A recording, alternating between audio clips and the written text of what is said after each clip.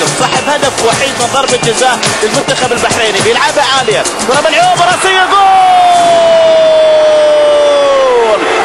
اللعب توصل إلى هوار مولا محمد مع المرزوقي صاحب الهدف، هوار بيعدي بيتقدم بيلعبها بجول!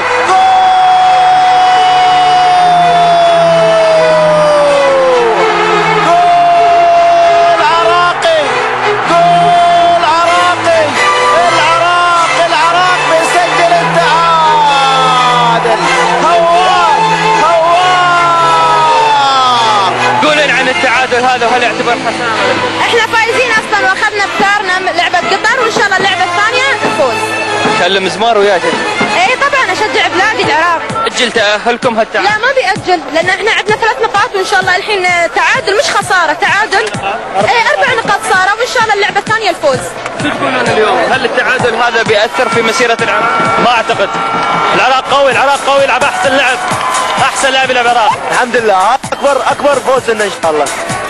اهم شيء لعبوا. عندهم انانيه بالتحويلات بالهجوم. وهاي انانيه هسه ضيعتنا. فرحانه بالتعادل؟ يعني الحمد لله، بس يا ريت لو كنا فايزين. بتأثر هالنقطة هاي بتأثر في مسيرتكم؟ لا ان شاء الله، لا ان شاء الله يا ربي اللعبة الثانية نفوز. ان شاء الله يا رب. مهمة صعبة اللي جاية. بس ان شاء الله نفوز، احنا قدها يا رب. امامكم السعودية؟ ان شاء الله. وش يعني؟ ان شاء الله هذا العراق، هذا العراق. السعودي صعب؟ لا والعراق اصعب. طبعا راضين رغم الظروف اللي يمر بها العراق، يعني كثر خيره اللي ادى هيك اداء. امامكم مهمة صعبة امامكم؟ لا مو مهمة صعبة، ما حد يهمنا، ما حد فريق، اي فريق ما يهمنا. فرحانة بهالنتيجة؟ والله فرحانة كل هواية، ويعني اسود الرافدين بيضة وجهنا، ويستحقون هم اكثر بعد قواله، بس ان شاء الله المرات الجايه كثير يشوفوا انكم خسرتوا نقطتين اليوم وهي مهمه للتاهل. ان شاء الله بعد عندنا هوايه مباريات. كم السعوديه؟ اقول يا الله ان شاء الله نقدر. انت من داخلك زعلانه على هالنتيجه؟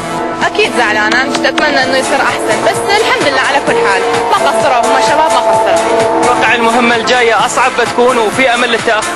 ان شاء الله في امل للتاهل، وان شاء الله تكون اسهل. احنا هدفنا واحد، هو اسعاد الشعب العراقي، مو باحثين عن كاس. ضياع نقطه، هل معناته ضياع التاهل؟ لا احنا متاكدين وحاطين التاهل للشوط للمرحله الثانيه في جيبنا، يعني في مخبارنا ان شاء الله. ما شوف انا ما ابغي الومهم، لان يعني لعبه وعدل بس كان شيء يعني اللي حاصل طيب في الفريق انه ما في يعني انا احنا ما نبغي تقولون ان قاعدين نعك كل شيء على الحكام، بس كمان يعني يسوي يعني. اتوقع المرحله اللي جايه بتكون اصعب من هالمرحله، خصوصا انكم بتقابلون السعوديه. لا بالمستوى اللي قاعدين يأدوه العراقيين، ان شاء الله المرحله اللي جايه تكون اسهل لهم. حيا العراقي. شو اسمك انت؟ محمد. تحب العراق وايد؟ ايه. وراسم على وجهك علم العراق؟ ايه. العراق بيفوز بالبطوله؟ ايه. نقطه احسن من الاسئله؟ طبعا احسن، بس اللعبه الجايه لازم لو فوز لو تعادل. يعني صعبه المهمه الجايه؟ ايه لازم، يعني ما فيها خساره ابدا. متفق وياها انها هي صعبه؟ لا احنا نطمع بالفوز دائما، ما نريد تعادل. لا المنتخب سوى اللي يقدر عليه ومو خساره، يعني صح حطنا بموقف انه بعدنا ما فرحنا يعني مو ضمننا التاهل. على اللعبه الجايه ان شاء الله، بس الشافطيه ادوا واجبهم، وان شاء الله اللعبه الجايه نفوز ونتاهل للمجموعه الثانيه. كم جول راحوا علينا بالبلاش، بس ان شاء الله الجايه اكثر. يصير هالمستوى هذا؟ صار مدرب، يعني خطا مدرب، الوسط ضعيف جدا. الوسط ضعيف جدا، يعني نشأة اكرم ما شفناه، انا عبالي اصلا طلع من البدايه ما موجود. يعني صور شغله مدرب. كل ضايجه. عشان تعادل.